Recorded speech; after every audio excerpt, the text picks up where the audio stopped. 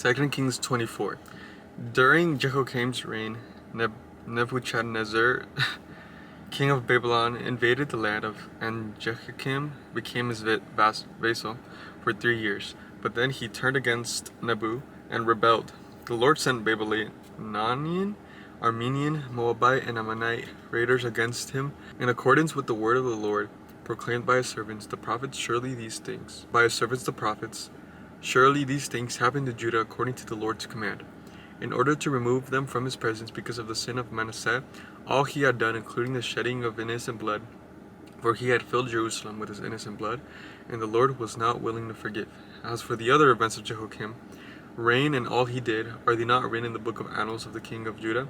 Jehoiakim rested with his ancestors, and Jehoiachin his son succeeded him as king.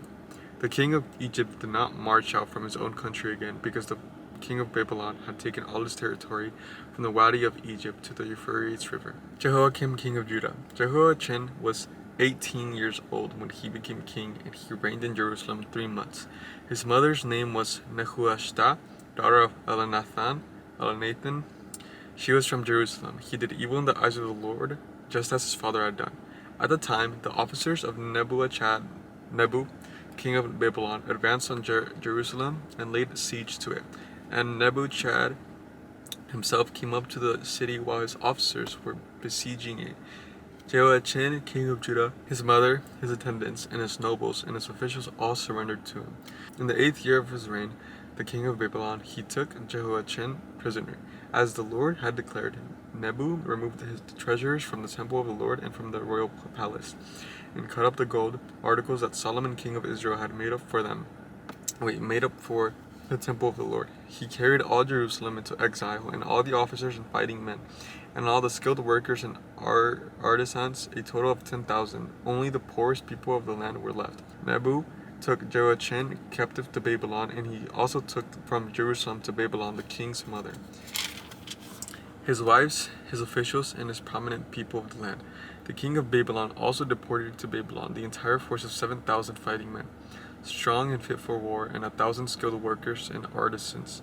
He made Mattaniah, Jehoiachin's uncle, king in the place, and changed his name to Zedekiah, king of Judah. Zedekiah was 21 years old when he became king, and he reigned in Jerusalem 11 years. His mother's name was Hamuru, daughter of Jeremiah, and she was from Libnah.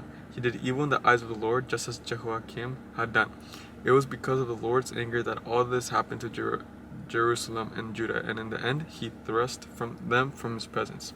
The fall of Jerusalem. Now Zedekiah rebelled against the king of Babylon. 2 Kings 25. So in the 9th year of Zedekiah, reign on the 10th day of the 10th month, Nebu, king of Babylon, marched against Jerusalem with his whole army. He encamped outside of the city and built siege works all around it. The city was kept under siege until the 11th year of Zedekiah. By the 9th day of the 4th month, the famine in the city had become so severe that there was no food for the people to eat. Then the city wall was broken through, and the whole army fled at night. Through the gate between the two walls near the king's garden, though the Babylonians were surrounding the city, they fled toward the Arabah, but the Babylonian army pushed the king and overtook him in the plains of Jericho, and all of his soldiers were separated from him and scattered, and he was captured. He was taken to the king of Babylon at Riblah, and where the sentence was pronounced on him. They killed the sons of Zedekiah before his eyes, and they put it in his eyes, bound him in bronze shackles, and took him to Babylon. On the 7th day of the 5th month, in the 19th year of Nebu, king of Babylon, Nebuzaradan, commander of the imperial guard, an official of the king of Babylon, came to Jerusalem, and he set on fire the temple of the Lord, the royal palace, and all the houses of Jerusalem. Every important building he burned down. The whole Babylonian army under the commander of the imperial guard broke down the walls around Jerusalem.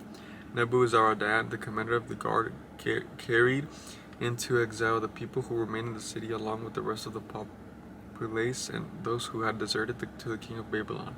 But the commander left behind some of the poorest people on the land to work the vineyards and fields.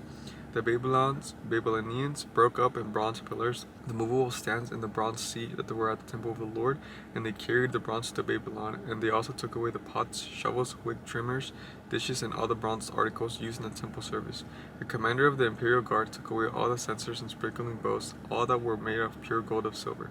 The bronze from 2 pillars, the sea, and the movable stands in which Solomon had made for the temple of the Lord was more than could be weighed. Each pillar was 18 cubits high. The bronze capital on top of one pillar was 3 cubits high and decorated with a network and pomegranates of bronze all around. The other pillars and its networks was similar. The commander of the guard took as prisoners Sariah the chief priest, Zephaniah the priest next in rank, and the 3 doorkeepers of those still in the city. He took the officer in charge to fighting men and 5 royal advisors. He also took the secretary, who was chief officer in charge of conscripting the people of the land, and 60 of the conscripts who were found in the city. Nebuzaradan, the commander, took them and all that brought them to the king of Babylon at Riblah. There at Riblah in the land of Hamath, the king had them executed. So Judah went into captivity away from her land. Nebu, king of Babylon, appointed Gedaliah, son of Ahikam, the son of Shaphan, to be over the people he had left behind in Judah. When all the army officers and their men heard that the king of Babylon had appointed Gedaliah as governor, they came to Gedaliah, and at Mizpah, Eshamiel, son of Nephaniah, Jonathan, the son of Kariah, Sariah, son of Tanhumeth, the Nephothai, Daniah, the son of Makathai, and their men. Gedaliah took an oath to assure them that their men, "Do not be afraid of Babylonian officials," he said. "Settle down in the land and serve the king of Babylon, and it will go well with you." In the 7th month, however, Ishmael, son of Nethaniah, the son of Elishama, who was royal blood, came with 10 men and assassinated Gedaliah and the men of Judah and the Babylonians who were with him at Mizpah. At this, all the people from the least to the greatest, together with army officers, fled to Egypt for the fear of Babylonians. Jehoiachin released. In the 37th year of the exile of Jehoiachin, king of Judah, in the year Marduk became king of Babylon, and he released Jehoiachin, king of Judah, from prison. He did this on the 27th day of the 12th month. He spoke kindly to the man and gave him a seat of honor, higher than the other kings who were with him in Babylon. So Jehoiachin put aside the prison clothes, and for the rest of his day ate regularly at the king's table. Day by day the king gave Jehoiachin a regular allowance as long as he lived. And that's the end of 2 Kings. I'll catch you guys tomorrow for 1 Chronicles. You lie to me, 'cause you got a family.